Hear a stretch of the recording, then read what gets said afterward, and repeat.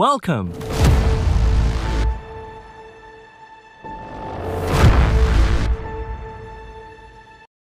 আসসালামু আলাইকুম এভরিওয়ান। আমি রুহুল আমিন তোমাদের সকলকে হৃদয়ের অন্তঃস্থল থেকে অনিঃশেষ ভালোবাসা ও হার্দিক অভিনন্দন জানিয়ে শুরু করছি আজকের ক্লাস। Let's start.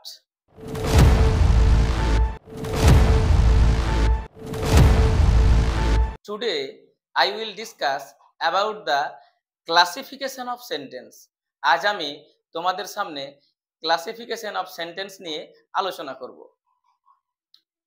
এর আগের ভিডিওতে আমি basic concept about the sentence নিয়ে আলোচনা করেছিলাম।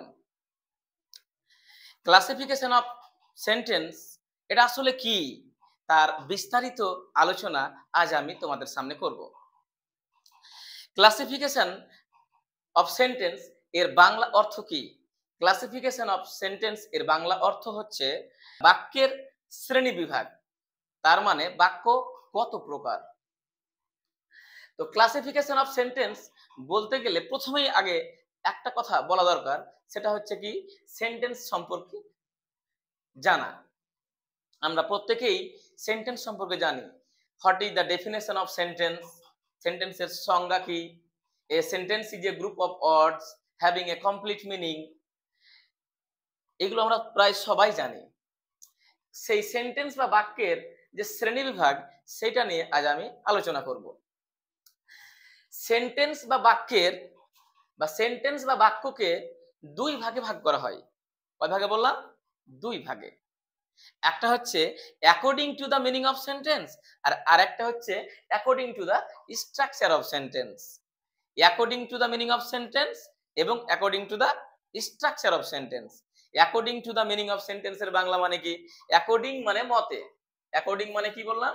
অ্যাকর্ডিং মানে মতে, আর মিনিং মানে অর্থ। তাহলে অর্থ অনুসারে বাক্য। According to the meaning of sentence বলতে কি বোঝায়? অর্থ অনুসারে বাক্য। এবং according to the structure of sentence এটা বলতে বোঝায় যে গঠন অনুসারে বাক্য। কারণ অ্যাকর্ডিং মানে মতে আর স্ট্রাকচার মানে গঠন, তাহলে গঠন অনুসারে বাক্য। তাহলে আমরা প্রথমেই বুঝতে পারলাম যে সেন্টেন্সকে দুটি ভাগে ভাগ করা হয়। একটা হচ্ছে according to the meaning of sentence, আর একটা হচ্ছে according to the structure of sentence. এবার আমরা একটু ক্লাসিফিকেশনটা জেনে নিই। ক্লাসিফিকেশন বলতে যে according to the meaning of sentence এটা আবার কত প্রকার, আর according to the structure of sentence এইটা আবার কত প্রকার, সেটা আমরা একটু এবার জেনে নিই। According to the meaning of sentence মানে অর্থ অনুসারে বাক্য, এটা হচ্ছে 5 প্রকার। কত প্রকার বললাম? 5 প্রকার। এবং according to the structure of sentence মানে গঠন অনুসারে বাক্য হচ্ছে কত প্রকার? 3 প্রকার। গঠন অনুসারে বাক্য হচ্ছে 3 প্রকার। তাহলে আমরা মোটামুটি ভাবে এই 5 প্রকার বাক্যের নামগুলো জেনে নিই। তাহলে শুরু করা হোক এবার। এখানে according to the meaning of sentence 5 প্রকার কি কি? এক নাম্বার হচ্ছে অ্যাসার্টিভ সেন্টেন্স। অ্যাসার্টিভ সেন্টেন্সের বাংলা মানে কি? বর্ণনামূলক বাক্য। এবার 2 নম্বরে ইন্টারোগেটিভ সেন্টেন্স। ইন্টারোগেটিভ সেন্টেন্সের বাংলা মানে কি? প্রশ্নবোধক বাক্য। এবার 3 নম্বরে আসছে ইম্পারেটিভ সেন্টেন্স। ইম্পারেটিভ সেন্টেন্সের বাংলা মানে হচ্ছে অনুজ্ঞাসূচক বাক্য। এবং 4 নম্বরে কি? Optative sentence. অপটেটিভ সেন্টেন্সের বাংলা মানে হচ্ছে ইচ্ছাসূচক বা প্রার্থনাসূচক বাক্য। এবার আমরা চলে যাব 5 নম্বরে। 5 নাম্বার হচ্ছে কি? এক্সক্লামেটরি সেন্টেন্স মানে আবেগসূচক বাক্য। তাহলে আমরা জানতে পারলাম according to the meaning of sentence 5 প্রকার, সেগুলো কি কি। এবার আমরা জানবো according to the structure of sentence 3 প্রকার, সেগুলো আবার কি কি। According to the structure of sentence 3 প্রকার, সেগুলি হচ্ছে এক নাম্বার সিম্পল সেন্টেন্স বা সরল বাক্য, যাকে আমরা বাংলায় বলি কি? সরল বাক্য। কমপ্লেক্স সেন্টেন্স মানে জটিল বাক্য। কমপ্লেক্স সেন্টেন্স মানে জটিল বাক্য। এবং কম্পাউন্ড সেন্টেন্স মানে যৌগিক বাক্য। তাহলে আমরা বুঝতে পেরে গেছি যে according to the structure of sentence মানে গঠন অনুসারে বাক্য হচ্ছে 3 প্রকার, সেগুলি হচ্ছে simple sentence, complex sentence and compound sentence. আজ আমি তোমাদের একটা কথা বলতে চাই, সেটা হচ্ছে কি যে আজ আমি শুধুমাত্র according to the meaning of sentence নিয়ে আলোচনা করব। আজ আমি according to the structure of sentence নিয়ে আলোচনা করব না, কারণ এটা আমি এর পরবর্তী ভিডিওতে আলোচনা করব। তাহলে এটা এবার আমি মুছে দিই।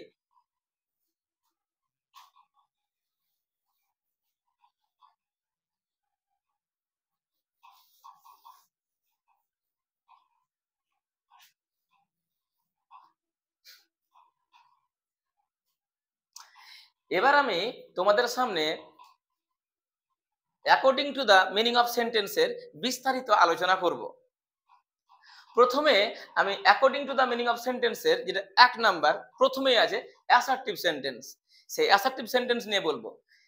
তাহলে অ্যাসার্টিভ সেন্টেন্স কাকে বলে, অ্যাসার্টিভ সেন্টেন্সের বাংলা মানে কি, আমরা কিভাবে চিনবো অ্যাসার্টিভ সেন্টেন্সকে, তাহলে আমরা দেখে নিই কিভাবে চেনা যায় অ্যাসার্টিভ সেন্টেন্সকে। অ্যাসার্টিভ সেন্টেন্সের বাংলা মানে হচ্ছে বর্ণনামূলক বাক্য। অ্যাসার্টিভ সেন্টেন্সের বাংলা মানে কি বললাম, বর্ণনামূলক বা বিবৃতিমূলক বাক্য। বর্ণনামূলক বা বিবৃতিমূলক বাক্য মানে যে বাক্য কোনো কিছু সম্পর্কে বর্ণনা করে, মানে যে বাক্য কোনো কিছুর বর্ণনা দেয় তাকে বলবো অ্যাসার্টিভ সেন্টেন্স। অ্যাসার্টিভ সেন্টেন্স যেমন যদি আমি আকাশ সম্পর্কে বলি তাহলে কি বলবো, দ্য স্কাই ইজ ব্লু, আকাশ হয় নীল। আমি একটা উদাহরণ দিই এখানে, যেমন দ্য স্কাই ইজ ব্লু, আকাশটা হয় নীল। তাহলে আমি এখানে আকাশ সম্পর্কে বর্ণনা করেছি। যদি বলি টাইগার সম্পর্কে, যদি বলি বাঘ সম্পর্কে, the tiger is our national animal, বাঘ হয় আমাদের জাতীয় পশু। তাহলে আমরা এখানে দুটো বাক্য সম্পর্কে আলোচনা করলাম, একটা হচ্ছে স্কাই মানে আকাশ সম্পর্কে এবং একটা টাইগার মানে বাঘ সম্পর্কে। আমি এই বাক্যের মধ্যে কি বলেছি, অ্যাসার্টিভ সেন্টেন্স বলতে বোঝায় এই পৃথিবীতে যে কোনো জিনিস সম্পর্কে বর্ণনা করা বোঝাবে, মানে যে কোনো জিনিসের বর্ণনা দিবে, সেটাই হলো অ্যাসার্টিভ সেন্টেন্স। এখন কথা হলো এখানে কিভাবে বর্ণনা দিল, আকাশ, আকাশ সম্পর্কে কি বলা হলো, বলা হলো এখানে দ্য স্কাই ইজ ব্লু, আকাশটা হয় নীল। তাহলে এখানে আকাশের বর্ণনা করা হয়েছে। এখানে কি লেখা হয়েছে, বাঘ সম্পর্কে বর্ণনা করা হয়েছে, the tiger is our national animal, বাঘ হয় আমাদের জাতীয় পশু।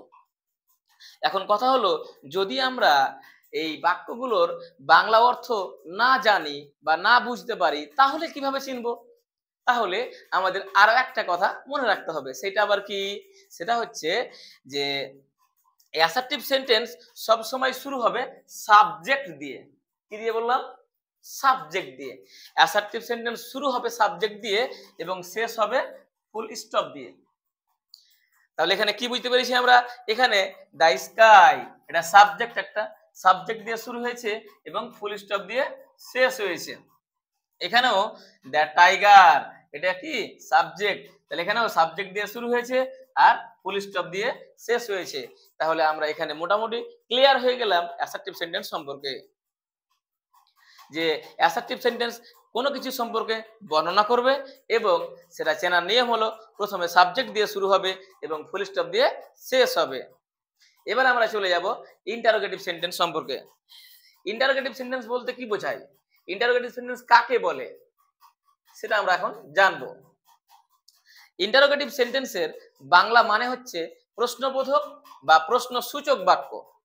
তার মানে যে বাক্যের দ্বারা কোনো প্রশ্ন করা, জিজ্ঞাসা করা বা জানতে চাওয়া বোঝায়।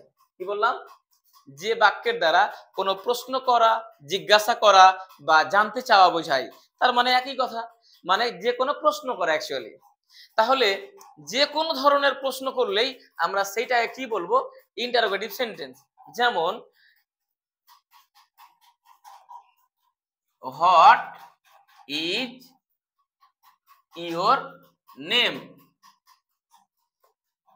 তোমার নাম কি, এখানে একটা প্রশ্ন করা হয়েছে। হোয়াট ইজ ইওর নেম, তোমার নাম কি।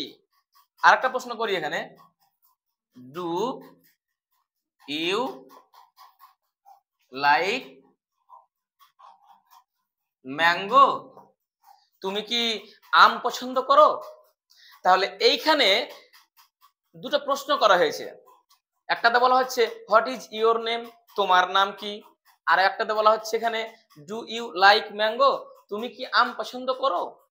তাহলে দুটোই প্রশ্ন, কিন্তু এখানে আমাদের একটা কথা মনে রাখতে হবে, এখানে শুরু হয়েছে WH ওয়ার্ড দিয়ে আর এখানে শুরু হয়েছে অক্সিলারি ভার্ব দিয়ে, কিন্তু দুটোরই শেষে কি আছে, জিজ্ঞাসা চিহ্ন আছে। তার মানে আমরা এখানে বুঝতে পারলাম ইন্টারোগেটিভ সেন্টেন্স কোনগুলো যদি আমরা বাংলায় তার অর্থ দেখে না বুঝতে পারি, তাহলে আমরা এই চিহ্নগুলো দেখে বুঝতে পারবো কি, যে ইন্টারোগেটিভ সেন্টেন্স প্রথমে অক্সিলারি ভার্ব অথবা WH ওয়ার্ড এগুলো দিয়ে শুরু হতে পারে, এগুলো দিয়ে শুরু হবে এবং শেষে কিন্তু জিজ্ঞাসা চিহ্ন থাকবেই। তার মানে ফাইনাল কথা হলো শেষে জিজ্ঞাসা চিহ্ন থাকলেই সেটা হবে ইন্টারোগেটিভ সেন্টেন্স। এবার আমরা চলে যাব ইম্পারেটিভ সেন্টেন্সে। ইম্পারেটিভ সেন্টেন্স বলতে আসলে কি বোঝায়, ইম্পারেটিভ সেন্টেন্স বলতে এটা কি বোঝায়। ইম্পারেটিভ সেন্টেন্স বলতে বোঝানো হয় অনুজ্ঞাসূচক বাক্য। আমরা প্রত্যেকেই বাঙালি, আমরা নিজেকে বাঙালি হয়ে নিজেকে আবার গর্ব করি, তবুও কিছু কিছু বাংলা শব্দ আছে যেগুলো আমাদের কাছে বোঝা একেবারে কঠিন হয়ে যায়। আমরা যদি বলি এখানে অনুজ্ঞা বলতে কি বোঝায়, তাহলে আমাদের অনুজ্ঞা বলতে বোঝাটা অনেক কঠিন হয়ে যাবে, কিন্তু আমরা তবুও চেষ্টা করব একেবারে সহজভাবে বুঝে নেওয়ার। অনুজ্ঞা বলতে কয়েকটা জিনিস বোঝায়, যেমন আদেশ, উপদেশ, অনুরোধ এবং নিষেধ। কি কি বললাম, অনুজ্ঞা বলতে বোঝানো হয় আদেশ, উপদেশ, অনুরোধ,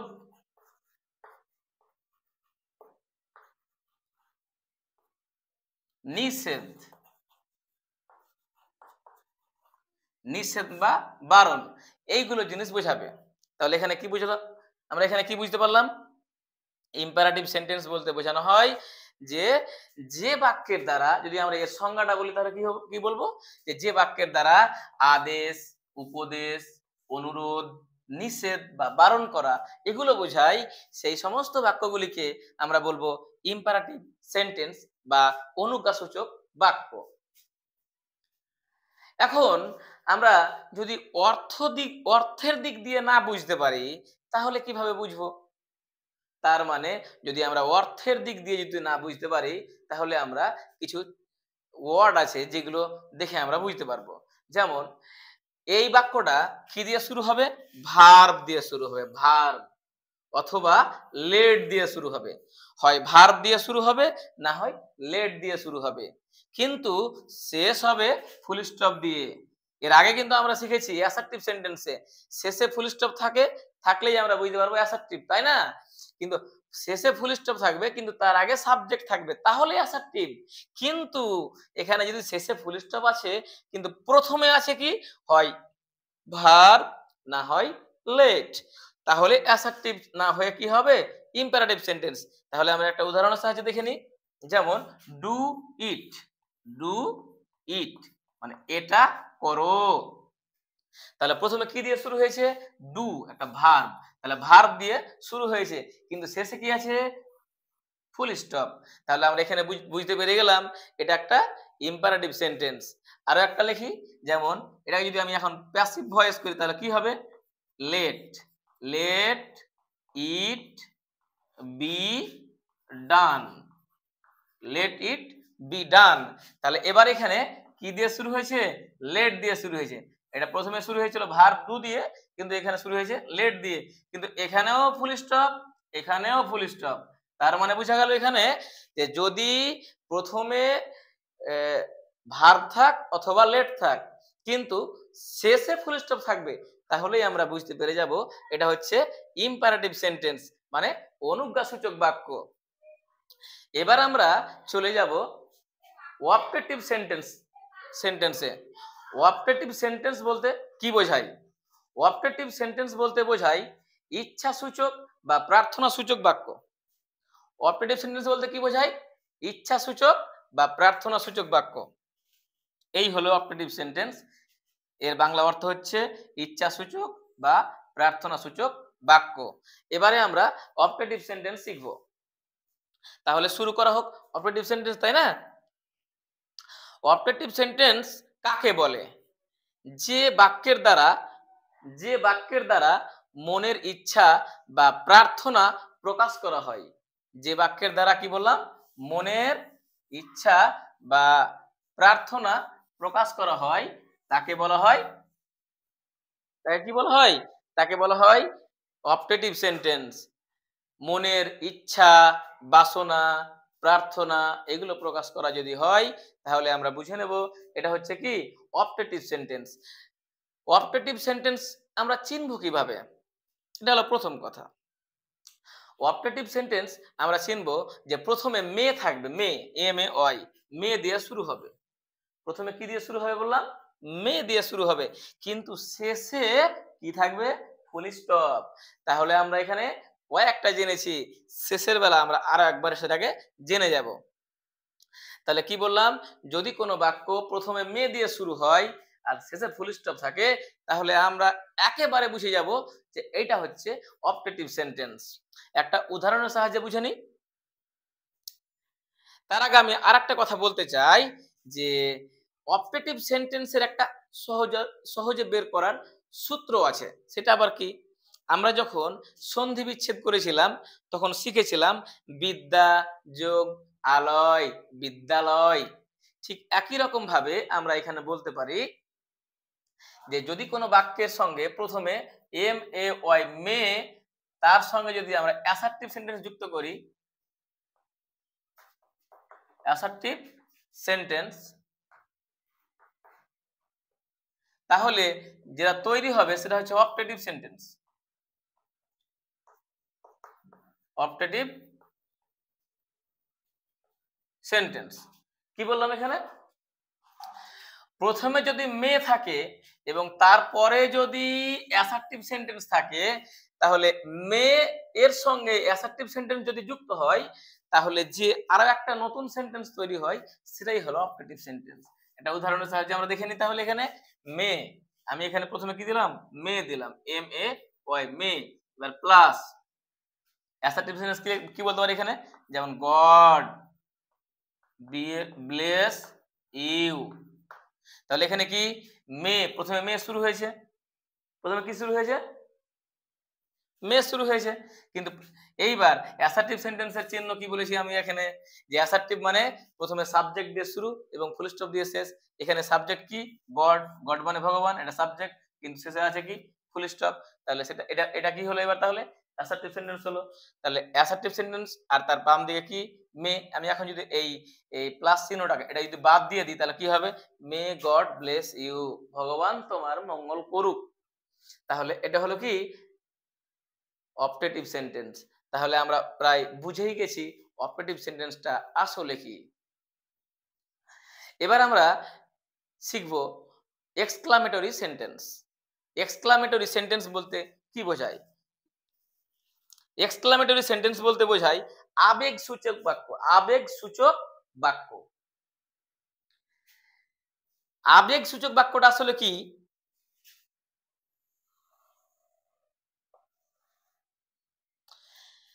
যে বাক্যের দ্বারা মনের আবেগ প্রকাশ করা হয়। কি বললাম?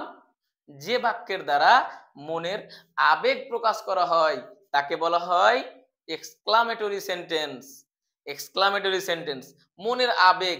যেমন আমরা কখনো বলি hello, oh hurray, alas, shameful, fie, bravo, etcetera etcetera.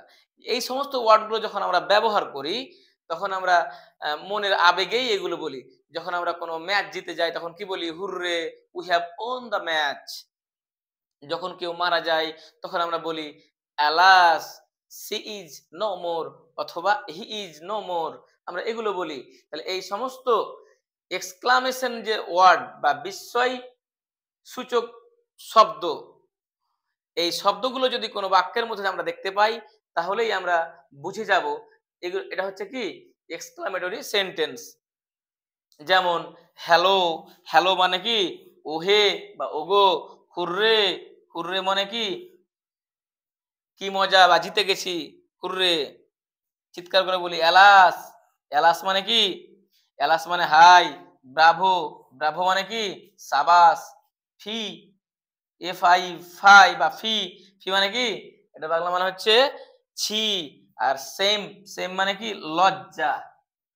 তাহলে আমরা যদি এই ওয়ার্ডগুলো দেখার পরেও যদি না বুঝতে পারি, তাহলে আমাদের আরো একটা একেবারে ম্যাজিক সব মানে পদ্ধতি আছে। সেটা আবার কি, যে ইংরেজিতে ছোট হাতের যেমন উল্টা ছোট হাতের আই থাকে, তার উল্টা দিকে যে ছোট হাতের উল্টা আয়ের মতো যদি চিহ্ন আমরা এখানে দেখতে পাই, তাহলেই আমরা বুঝে যাব, যখনই আমরা বুঝে যাব যে এই চিহ্নটা আছে কোনো একটা বাক্যের মধ্যে, তাহলে আমরা বুঝে যাব সেটা কি এক্সক্লামেটরি সেন্টেন্স।